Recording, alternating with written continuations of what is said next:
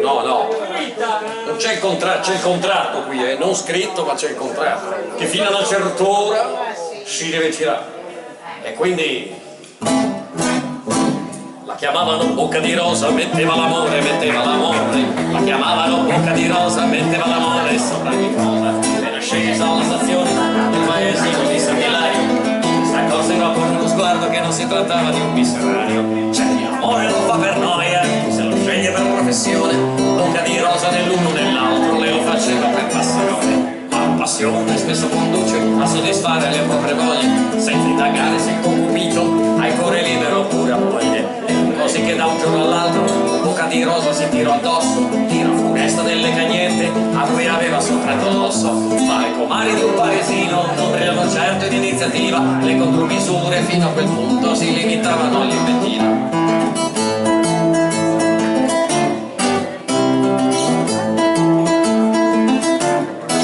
Si sa che la gente dà buoni consigli sentendosi come Gesù nel Tempio. Si sa che la gente dà buoni consigli se non può più dare il cattivo esempio. Come una venga mai stata moglie, senza mai figli, senza più voglie, si prese la briga di certo il gusto di dare a tutte il consiglio giusto. E rivolgendosi alle cornute, dallo stomaco parole argute, il fortunato ne sarà finito, disse dall'ordine costituito. E quelle andarono dal commissario e dissero senza parafrasare: quella schifosa da tutti i clienti più di un consorzio alimentare. E arrivarono quattro gendarmi con i pennacchi, arrivarono quattro gendarmi con i pennacchi e con le armi. Spesso gli spiriti carabinieri al proprio dovere vengono meno, ma non quando sono in alta uniforme e l'accompagnarono al primo treno.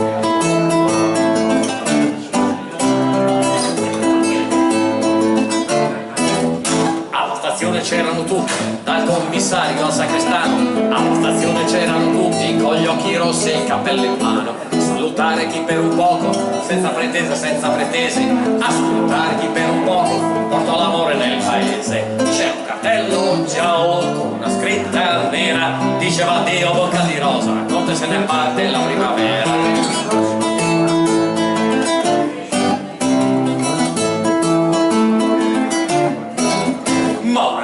Un po' originale, non ha bisogno di alcun giornale, come una freccia dall'alto scocca, vola veloce di bocca in bocca. E alla stazione successiva, molta più gente di quando partiva, chi manda un bacio pigia con fiori, chi si prenota per 2 ore, persino il parroco che non disprezza, tra miseria ed estremazione, il bene effimero della bellezza, la vola accanto in processione. E con la Vergine in prima fila, e bocca di rosa poco lontano, sopra spasso per il paese, l'amore sacro, l'amor profano.